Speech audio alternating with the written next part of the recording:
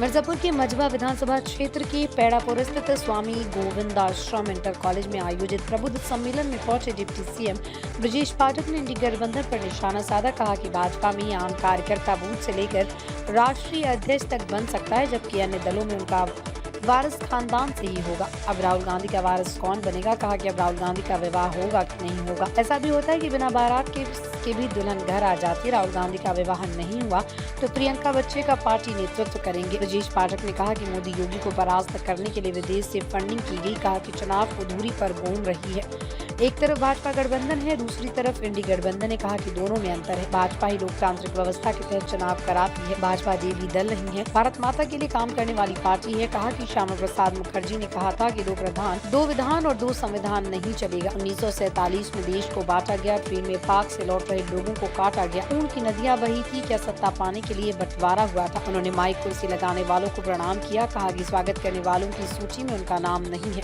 जबकि असली काम उन्होंने किया। पार्टी काम करने वालों को ही प्राथमिकता देती है, जो किसी भी पद पर जा सकता है। जनता से पूछा कि क्या कांग्रेस में यह संभव है? कहा कांग्रेस का खेवनहार कौन करेगा? कहा कि अब तो राहुल विवाह न हो ही, बिना बारात के भी विवाह होता है। कांग्रेस पार्टी का नेतृत्व प्रियंका के बच्चे करेंगे। कहा कि कांग्रेस ने इमरजेंसी लगाई थी, उस दौरान संविधान खत्म हो गया था। बंदूक के लाइसेंस का नवीनीकरण और खतौनी मांगने पर कहा जाता था कि पहले नसबंदी कराइए। योगी सरकार में माफिया जान की भीख मांग रहे हैं, लूट भ्रष्टाचार बंद है। केंद्र और प्रदेश सरकार पर भ्रष्टाचार का कोई दाग नहीं। उन्होंने कहा कि भाजपा प्रत्याशी की जीत पर ब्रजेश पाठक सेवा करने की मुफ्त मिलेगी। मझवा विधानसभा क्षेत्र में भारतीय जनता पार्टी की लोकप्रिय प्रत्याशी आदरणीय बहन सुष्मिता मौर्य जी प्रचंड बहुमत के साथ एक तरफा जीत रही हैं।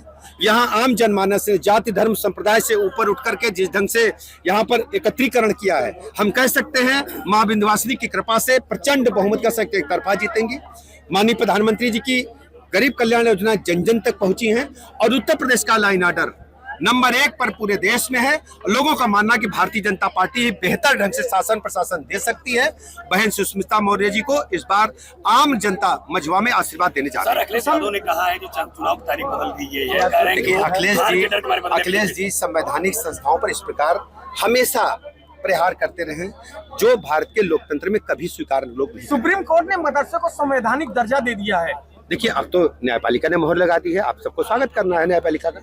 संजय निषाद जी ने कहा है कि जो संत कर रहे हैं वो गलत कर रहे हैं। देखिए संजय निषाद जी हमारे गठबंधन के सदस्य हैं, हम उनसे पूछेंगे और किस परिस्थिति में क्या कहा है। और संत महात्मा सब हमारे परिवार के हैं और उनका हम सब सम्मान करते हैं। मझवा में दिख नहीं रहा संजय निषाद के कोई कार्यकर्ता यहाँ पे लगे हैं सब लोग हमारे साथ। मंच पे जिलाध्यक्ष है उनके।